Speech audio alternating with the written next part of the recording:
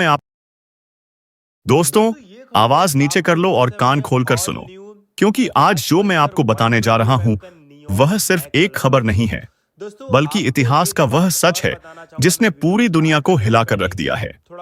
जयशंकर ने यूएनआईएससी में ऐसा बवाल मचाया कि दुश्मन देशों के चेहरे उतर गए और जो लोग भारत को नीचा दिखाने के सपने देख रहे थे, उनकी नींद हराम हो गई। लेकिन इस कहानी की शुरुआत करने से पहले आप सबसे मेरा एक छोटा सा निवेदन है। आप लोग कपिल डीढ़े खोलकर नाचने वाली लड्ड डेचकियों को बहुत ज्यादा लाइक करते हो, सब्सक्राइब करते हो, घंटी बजाते हो। लेकिन जब हम अपने देश भारत की आन बान और शान की बात करते हैं, जब हम अपने भारत देश का परचम पूरी दुनिया में लहराने की कहानी आप तक पहुंचाते हैं, तब आप लोग उतना सपोर्ट नहीं करते। सबसे पहले दोस्तों बात कर लेते हैं इस बाइक के ना लाइक करते हो, ना सब्सक्राइब करते हो, और यही देखकर दिल दुखता है कि आखिर हम लोग कहां खड़े हैं। हमें फिजूल की चीजें अच्छी लगती हैं, लेकिन जब बात आती है अपने देश की तो हम पीछे हट जाते हैं। क्या आपको नहीं लगता कि यह हालत है कि सेव दामलव 7 लोग हमारी वीडियो तो देखते हैं, पूरा देखते हैं, लेकिन चैनल को सब्सक्राइब नहीं करते? सोचिए दोस्तों, कितनी मेहनत से हम आपके लिए रिसर्च करते हैं, पूरी दुनिया के मंचों से भारत की आवाज आप तक पहुंचाते हैं, लेकिन आप सब्सक्राइब का एक बटन दबाने में भी पीछे हट जाते हो। मैंने आज तक कभी अपने दर्शकों से सब्सक्राइब करने की भीख नहीं मांगी, लेकिन जब मैंने यह ग्राफ देखा कि लाखों लोग वीडियो देखते हैं, लेकिन उनमें से मुश्किल से 20 से 25% लोग ही चैनल को सब्सक्राइब करते हैं, तब मुझे कहना पड़े देहा। और आज मैं आपसे खुलकर कह रहा हूं कि अगर आप सच में भारत माता से प्यार करते हैं, अगर आप सच में मानते हैं कि यह देश आपकी शान है, तो तुरंत इस वीडियो को लाइक कीजिए, प्रेरणा मार्ग चैनल को सब्सक्राइब कीजिए और कमेंट बॉक्स में पूरे जोश के साथ लिखिए भारत माता की जय, क्योंकि हमें दुनिया को यह दिखाना है कि जब बात भारत की आती है तो हम सब एकजुट होकर खाड़ी डीडीएचए होते हैं। तो दोस्तों, अब दिल थाम कर बैठिए, क्योंकि अब मैं आपको वो कहानी सुनाने जा रहा हूं जो न्यूयॉर्क में संयुक्त राष्ट्र महासभा के विशाल हॉल में घटित हुई और जिसने भारत का रुतबा पूरी दुनिया के सामने और ऊंचा कर दिया। न्यूयॉर्क का वह दिन इतिहास के पन्नों में हमेशा याद रखा जाएगा। संयुक्त राष्ट्र महासभा का हॉल खचाखच भरा हुआ था। चारों तरफ कैमरों की फ्लैश चमक रही थी और हर किसी की निगाह इस बात पर टिकी थी कि आज कौन सा देश किस अंदाज में अपनी बात रखने वाला है। मंच पर माहौल बेहद गंभीर था। माहौल इतना भारी था कि सांसें तक महसूस हो रही थी, और अचानक कुछ ऐसा हुआ जिसने पूरे हॉल को हिला दिया। यूनाइटेड नेशंस जैसा सबसे बड़ा मंच, जो हमेशा गंभीर और संतुलित बहस के लिए जाना जाता है, अचानक किसी राजनीतिक अखाद्य की तरह लगने लगा। एक तरफ तुर्की के प्रतिनिधि खड़े हुए और दूसरी तरफ भारत के विदेश मंत्री एस जयशंकर, और फिर शुरू हुआ ऐसा शब्द युद्ध जिसने पूरे हॉल का माहौल बदल दिया। दोस्तों, यह कोई मामूली बात नहीं थी। यह वही मंच है जहां पूरी दुनिया की निगाहें टिकी रहती हैं, जहां कही गई एक एक लाइन अगले दिन पूरी दुनिया की सुर्खियों में छा जाती है। और वहां पर भारत और तुर्की के बीच जो टकराव हुआ, उसने पूरी दुनिया को सोचने पर मजबूर कर दिया कि आखिर यह नया भारत किस हद तक अपने विरोधियों को जवाब देने के लिए तैयार है। अब असली मुद्दा समझिए। असल में काफी समय से चर्चा चल रही है कि भारत को संयुक्त राष्ट्र सुरक्षा परिषद यानी यूएनआईएससी में स्थायी सीट मिलनी चाहिए। भारत दुनिया का सबसे बड़ा लोकतंत्र है, सबसे तेजी से बढ़ती हुई अर्थव्यवस्था है, और हर क्षेत्र में, चाहे अंतरिक्ष हो, रक्षा हो या टेक्नोलॉजी, भारत अपनी ताकत साबित कर चुका है। ऐसे में भारत का स्थायी सदस्य बनना कोई चौंकाने वाली बात नहीं, बल्कि समय की मांग है। लेकिन दुनिया की राजनीति इतनी सीधी नहीं होती। जहां कुछ देश इस विचार का समर्थन करते हैं, वहीं कुछ देश ऐसे भी हैं जिन्हें भारत का आगे बढ़ना बिल्कुल रास नहीं है। अब सोचिए दोस्तों, जब संयुक्त राष्ट्र में भारत की स्थायी सदस्यता की चर्चा हुई, तो तुर्की के प्रतिनिधि हमारे पास पैसा कितना है, अचानक हमारे खड्डी पास ढीहे पैसा हो होता है, गए जितना हमारे पास और बजट होता है, उसके उन्होंने हिसाब से भारत पर ये आरोपों चीज़ की को झड्डी डिसाइड लगा करता दी। है। दोस्तों, उन्होंने आप कहा लोगों कि को मैं भारत बताना चाहूंगा कि भाई अल्पसंख्यकों हमारे पर रायपुर अत्याचार छत्तीसगढ़ करता में है, एक शोरूम प्राइस आ रहा है भारत लगभग अपने 85 पड़ोसियों से करोड़ रिश्ते रुपए। खराब अब करता है 85,000 रुपए की और आप बोलोगे भारत दोस्तों, ये पश्चिमी एक देशों के शोरूम नियम प्राइस मानने देखने से को मिलता इनकार है। करता है। हालांकि स्टेट एंड सिटी में दोस्तों, प्राइस में थोड़ा सा डिफरेंस सोचने होता वाली है, बात क्योंकि है हर एक स्टेट कि की यह वही वैल्यू तुर्की है चार्जेस जिसके अलग होता है। राष्ट्रपति अभी दोस्तों, ये एर्दवान एक कुछ शोरूम साल प्राइस पहले लगभग खुले 85,000 मंच से रुपीज, कहते थे ऑन रोड प्राइस अराउंड कि दोस्तों अगर लगभग भारत लगता जैसा है देश कि स्थायी 8 से सदस्य 1 बन लाख जाए रुपए की, तो 1 यह लाख रुपए पूरी के दुनिया आसपास के लिए दोस्तों गर्व की फिलहाल बात आपको होगी। ये ऑन रोड लेकिन प्राइस अब देखने वही को मिल तुर्की जा रही है। भारत की राह में रोधे अटका रहा है। यह राजनीति का दोहरा चरित्र नहीं तो और क्या है। जरूर बताइएगा। चलिए आगे लेकिन दोस्तों, असली इसकी खेल तो डिटेल यहां से रिव्यू में। शुरू हुआ। दोस्तों, ये खड़ी है जैसे आप ही लोगों के तुर्की ने सामने यह आरोप हॉल लगाए, न्यू बजाज भारत के विदेश थंडर मंत्री एस 125 जयशंकर SLE खड़े ऑन हुए ब्लैक पूरे कलर हॉल की में। नजरें उनकी दोस्तों, तरफ थी। आपको एक बात वहां और मौजूद बताना लोग चाहूंगा जानते कि थे कि अगर स्टार्ट भारत करने से चुप पहले रहा इस तो थोड़ा यह बाइक के आरोप बारे पूरी में दुनिया में तो चर्चा का दोस्तों, विषय बन जाएंगे 125 सीसी और की भारत की बजाज छवि धूमिल सबसे हो सस्ती जाएगी। बाइक है और 125 लेकिन दोस्तों, याद आप रखिए, यह देखोगे नया भाई, भारत है। सबसे सस्ती यह बाइक वह जो भारत इंडियन नहीं जो मार्केट में हमें चुपचाप पल्सर सुनकर रह जाता। 125 देखने को मिलती है। जयशंकर ने दोस्तों, माइक आज की उठाया इस वीडियो में और हम तुर्की नियॉन को ब्लैक उसी कलर की की भाषा में रिव्यू जवाब देना करेंगे, शुरू आपको किया। डिटेल में सब कुछ बताने जयशंकर वाला ने हूं। जब माइक और दोस्तों, उठाया तो आपको पूरा मैं हॉल GST एकदम प्राइस शांत के हो गया। बारे हर में कोई बताऊंगा कि GST आने के बस बाद यही आपको देखना पता चाहता चलता था है GST कि कम भारत के होगा। विदेश GST मंत्री कम इन होने के बाद आरोपों इसमें का कितना प्राइस किस कम तरह होगा, से इसके बारे जवाब में भी देंगे, आपको क्योंकि दोस्तों मैं जो है यह कोई बताने वाला हूं। साधारण आई होप आरोप ये वीडियो नहीं आप थे। लोगों के लिए बहुत ज्यादा अगर भारत इंटरेस्टिंग होने वाला खामोश है, रह तो इस जाता वीडियो को तो शुरू यह करते बातें हैं। दुनिया भर बात के करते हैं ऑन अखबारों रोड बजाज और पल्सर टीवी चैनलों 125 की बाइक के सुर्खियां बन बारे में। जाती ठीक, और चलिए भारत वीडियो की को छवि शुरू पर करते सवाल हैं। उठ जाते। सबसे पहले दोस्तों लेकिन बात कर दोस्तों, लेते हैं यह इस नया भारत बुलेट है और नया भारत बाइक के चुप बारे नहीं में। रहता। फिलहाल अभी आपको ये क्या प्राइस जयशंकर देखने ने को मिलती है, सीधे प्राइस के और बाद कड़ीबी है कोई शब्दों में चीज कहा खरीदने वाला है, कि खरीदने की जिस सोच तुर्की रहे की तो सबसे सरकार पहले खुद बजट के बारे में आतंकवादियों को सोचते हैं। पनाह देती हमारे है, पास पैसा उस कितना है, देश को हमारे पास इंसानियत पैसा और होता है, जितना हमारे मानवाधिकार पास का बजट पाठ होता है, उसके पढ़ाने का हिसाब से कोई हम हक नहीं इसी है। चीज को डिसाइड करते यह हैं। सुनते ही दोस्तों, हॉल आपको मैं तालियों बताना से चाहूंगा गूंज ये उठा। बाइक हमारे यहाँ रायपुर हर छत्तीसगढ़ कोई में जयशंकर के शोरूम इस प्राइस आ रही है सीधे लगभग और दमदार 85,000 जवाब से रुपए, हैरान था, 85,000 रुपए के क्योंकि आसपास पहले ये वाला भारत स्कूटी ऐसे का मंचों शोरूम प्राइस देखने पर को मिलता हमेशा है। हालांकि संयमित आपको भाषा का GST इस्तेमाल करता था। प्राइस में थोड़ा सा डिफरेंस होता है, क्योंकि हर एक लेकिन स्टेट अब का RTO भारत रेट का अंदाज चार्जेस बदल अलग चुका होता है। है। अभी दोस्तों ये जयशंकर ने यहीं नहीं रुके। उन्होंने कहा कि तुर्की को दूसरों पर उंगली उठाने से पहले अपने घर को देखना चाहिए। वहां महिलाओं की हालत कैसी है, अल्पसंख्यकों के साथ कैसा व्यवहार होता है और इतिहास में किस तरह आर्मेनियाई और ग्रीक समुदायों को मिटा देने की कोशिश की गई। यह सब बातें जयशंकर ने इतने ठंडे और संतुलित लहजे में कही कि उनके शब्द तीर की तरह लगे और सीधे निशाने पर जा लगे। दोस्तों, उस वक्त तुर्की के प्रतिनिधि का चेहरा देखने लायक था। उनके पास कहने को कुछ नहीं बचा था और पूरी दुनिया ने यह देख लिया कि भारत अब किसी भी मंच पर दबने वाला नहीं है। यह वही भारत है जिसने ठान लिया है कि अब सवालों का जवाब सवालों से ही दिया जाएगा, आरोपों का जवाब तथ्यों से दिया जाएगा और किसी भी देश को भारत की छवि खराब करने की इजाजत नहीं दी जाएगी। जयशंकर का यह जवाब सिर्फ तुर्की के लिए नहीं था, बल्कि उन सभी देशों के लिए संदेश था जो भारत के खिलाफ साजिशें रचते हैं। जयशंकर ने यह भी साफ कहा कि भारत की राह कोई रोक नहीं सकता। भारत दुनिया का सबसे बड़ा लोकतंत्र है और उसकी ताकत उसकी जनता है। दुनिया में कोई ताकत ऐसी नहीं जो भारत की प्रगति के रास्ते में स्थायी रुकावट डाल सके। और जो लोग यह सोचते हैं कि भारत को यूएनएसएससी में स्थायी सीट मिलने से रोक देंगे, वे यह भूल रहे हैं कि वक्त किसी का इंतजार नहीं करता। आज नहीं तो कल भारत अपनी सीट हासिल करके रहेगा और यह पूरी दुनिया के लिए फायदेमंद होगा। दोस्तों, जयशंकर का यह जवाब महज एक भाषण नहीं था। यह एक ऐलान था कि भारत अब वैश्विक राजनीति में साइड कैरेक्टर नहीं बल्कि लीड रोल में है, डी में है। इस जवाब ने न केवल तुर्की को चुप कराया बल्कि दुनिया भर के राजनयिकों को यह संदेश भी दिया कि भारत अब अपने सम्मान और आत्मसम्मान के मामले में कोई समझौता नहीं करेगा। और यह देखना वाकई गर्व की बात थी कि हॉल में मौजूद कई देशों के प्रतिनिधियों ने जयशंकर के इस बयान के बाद तालियां बजाई और सिर हिलाकर सहमति जताई।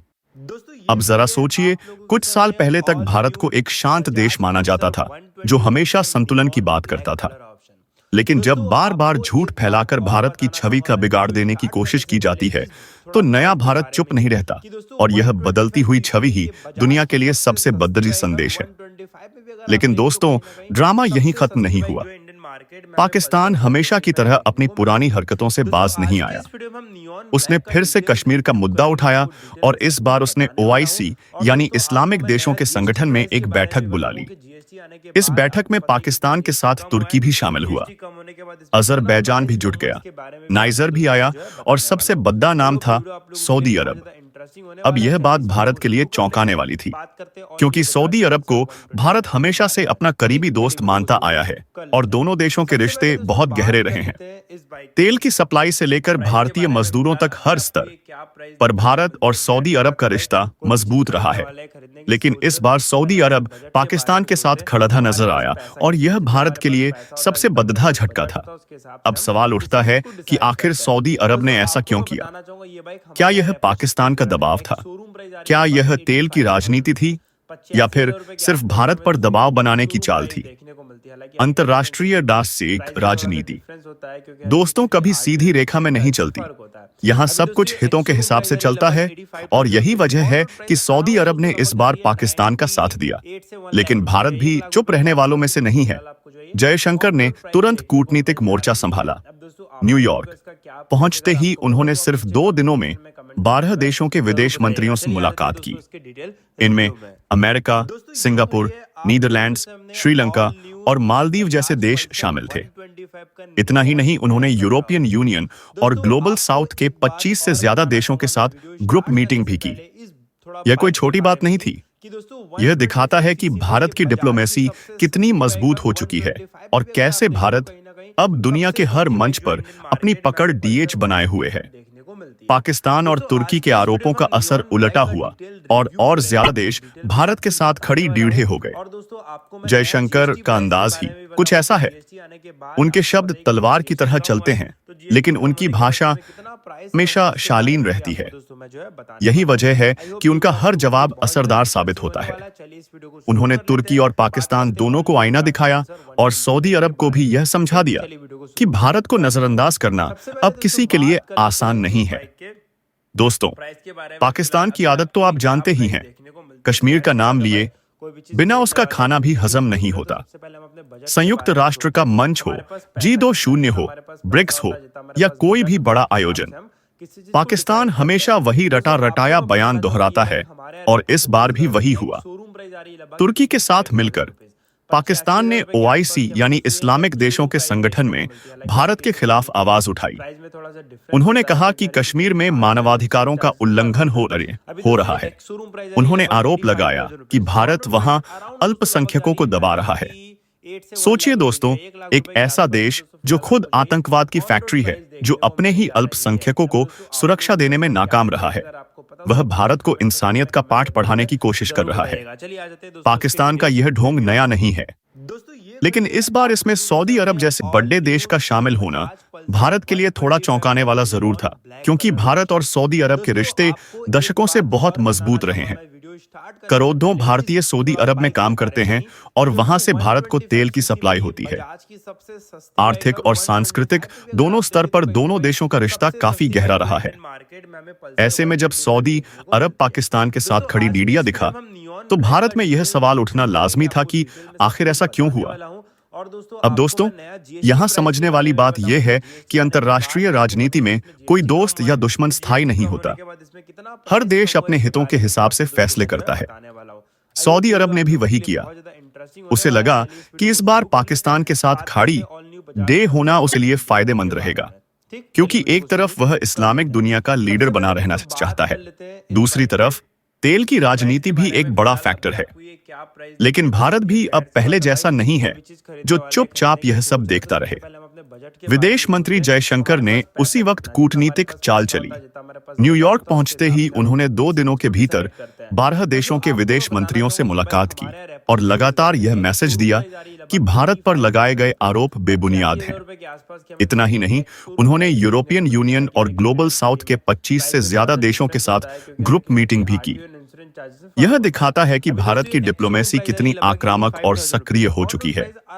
सोचिए दोस्तों, पाकिस्तान और तुर्की यह समझ रहे थे कि उन्होंने सऊदी अरब को अपने साथ खड़ी डी करके भारत पर दबाव बना लिया है, लेकिन हुआ उल्टा। जितने देश उन्होंने सोचे थे, उससे कहीं ज्यादा देश भारत के पाले में आ गए, क्योंकि जयशंकर ने तर्क और तथ्यों के साथ भारत का पक्ष रखा। उन्होंने साफ कहा कि कश्मीर भारत का आंतरिक मामला है और वहां जो भी कदम उठाए जा रहे हैं वह विकास और शांति के लिए हैं, न कि किसी अल्पसंख्यक को दबाने के लिए। और जब यह बातें जयशंकर जैसे मजबूत और आत्मविश्वासी नेता की जुबान से आती हैं, तो दुनिया उन्हें गंभीरता से सुनती है। यही कारण है कि पाकिस्तान और तुर्की की सारी मेहनत बेकार चली गई। अब यहाँ एक और दिलचस्प बात समझने की है। पाकिस्तान यह जानता है कि अकेले उसकी आवाज की कोई अहमियत नहीं है, इसलिए वह हमेशा तुर्की जैसे देशों को आगे करता है और कभी सऊदी को भी खींच लाता है। लेकिन भारत का खुद अब इतना बड़ हो चुका है कि पाकिस्तान की यह चालें ज्यादा देर नहीं चलती। भारत ने पिछले कुछ सालों में हर बड़े देश के साथ अपने रिश्ते गहरे किए हैं। अमेरिका हो, जापान हो, फ्रांस हो, रूस हो या फिर अफ्रीकी और लैटिन अमेरिकी देश, भारत ने हर जगह अपनी पकड़ डीडीएच मजबूत की है। और यही वजह है कि जब भी पाकिस्तान झूठ बोलने की कोशिश करता है तो तुरंत कोई ना कोई देश भारत के पक्ष में खाड़ी डीडच्छा हो जाता है। सऊदी अरब का मामला भी कुछ ऐसा ही रहा।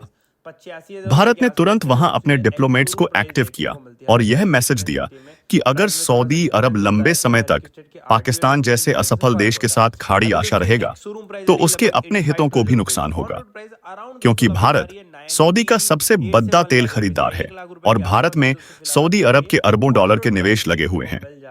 ऐसे में भारत को नजरअंदाज करना सऊदी के लिए नामुमकिन है। यह बात सऊदी भी अच्छी तरह जानता है और इसीलिए जल्द ही उसने अपनी भाषा नरम कर दी। दोस्तों, यहां से एक बदसाहसान इस वो सभी को मिलता है कि आज का भारत कूटनीति के खेल में किसी से पीछे नहीं है। पहले जो काम पश्चिमी देश करते थे, अब वही काम भारत भी उसी आक्रामकता और आत्मविश्वास के साथ कर रहा है। जयशंकर की यही सबसे बड़ी ताकत है। वह जहां जाते हैं वहां अपने विरोधियों को शब्दों के वार से मात दे देते हैं और अपने दोस्तों को भरोसा दिलाते हैं कि भारत हमेशा उनके साथ खड़ी डीडीहा रहेगा। अब सोचिए, पाकिस्तान और तुर्की यह सपना देख रहे थे कि उन्होंने भारत को यूएन में घेर लिया है, लेकिन सच ये है कि भारत ने इस मौके को भी अपने पक्ष में बदल दिया। जयशंकर ने न सिर्फ भारत की छवि को बचाया बल्कि और ज्यादा देशों को अपने साथ खड़ी कर लिया। यही नया भारत है दोस्तों, जो हर मुश्किल को मौके में बदल देता है। यही कारण है कि आज दुनिया भारत को नजरअंदाज नहीं कर सकती। भारत सिर्फ एशिया का नहीं बल्कि पूरी दुनिया का अहम खिलाड़ी बन चुका है और यह सब इसलिए संभव हो पाया है क्योंकि भारत ने अपनी विदेश नीति को आक्रामक और आत्मनिर्भर बना लिया है। दोस्तों, जब सऊदी अरब पाकिस्तान के साथ खड्डी नजर आया और तुर्की भारत पर आरोपों की बौछार कर रहा था, तब बहुत से लोगों को लगा कि भारत इस बार शायद रक्षात्मक हो जाएगा। लेकिन यह सोचने वाले भूल गए कि अब समय बदल चुका है। अब भारत किसी भी झूठे आरोप को चुपचाप सहने वाला नहीं है और यह साबित कर दिखाया। हमारे विदेश मंत्री एस जयशंकर ने न्यूयॉर्क पहुंचते ही उन्होंने ऐसा कूटनीतिक मोर्चा संभाला कि पूरी दुनिया हैरान रह गई। सिर्फ 2 दिनों के भीतर उन्होंने 12 देशों के विदेश मंत्रियों से मुलाकात की। सोचिए दोस्तों, यह कोई साधारण काम नहीं है।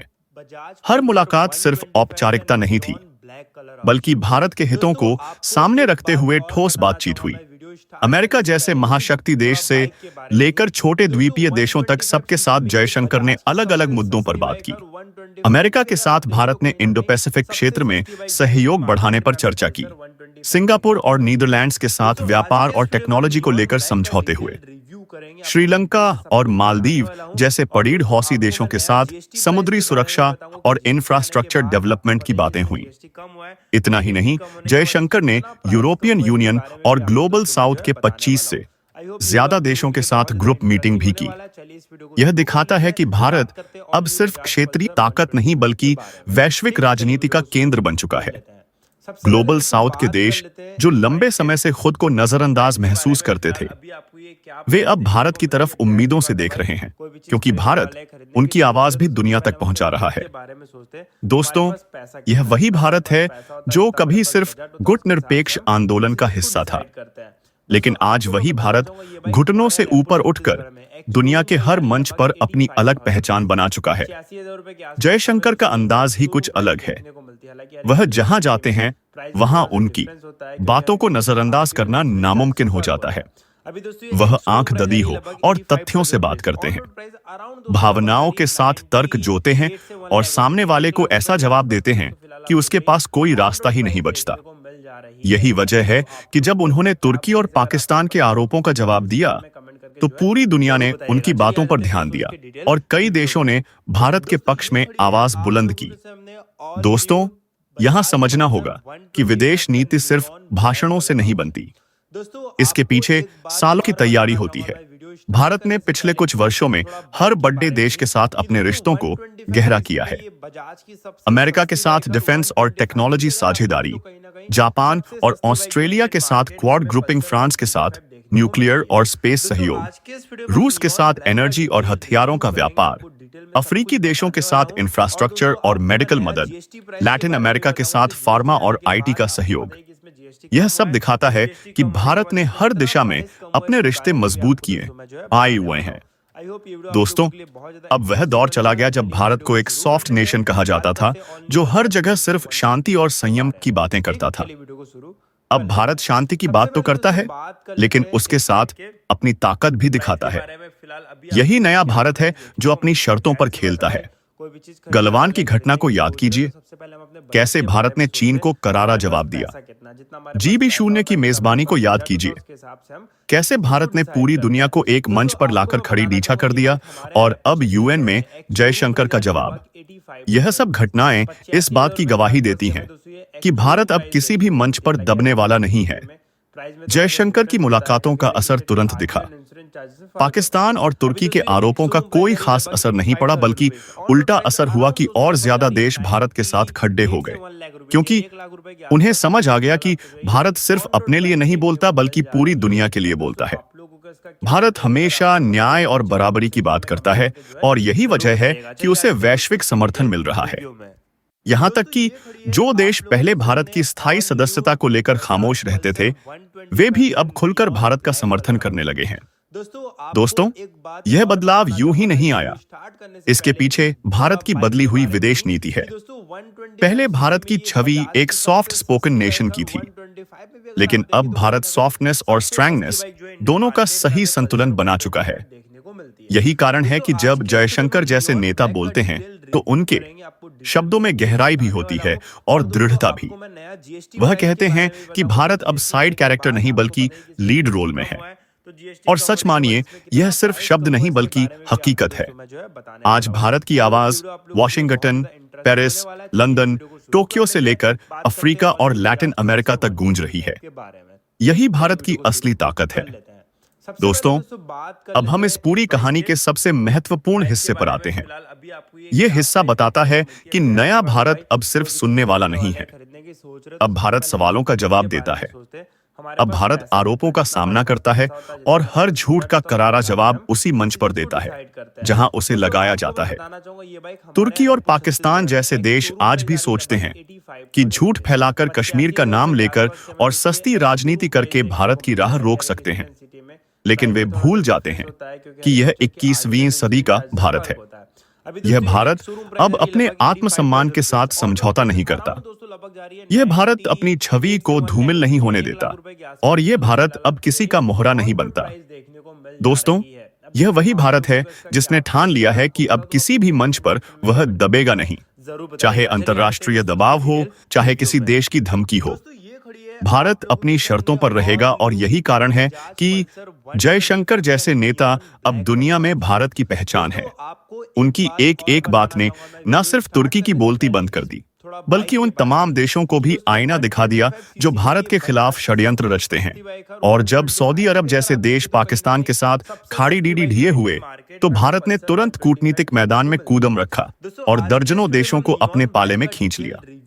यह कोई साधारण उपलब्धि नहीं, बल्कि उस डिप्लोमेसी की मिसाल है जिसकी गूंज पूरी दुनिया सुन रही है। दोस्तों, यह समय है जब हमें अपने देश पर गर्व होना चाहिए।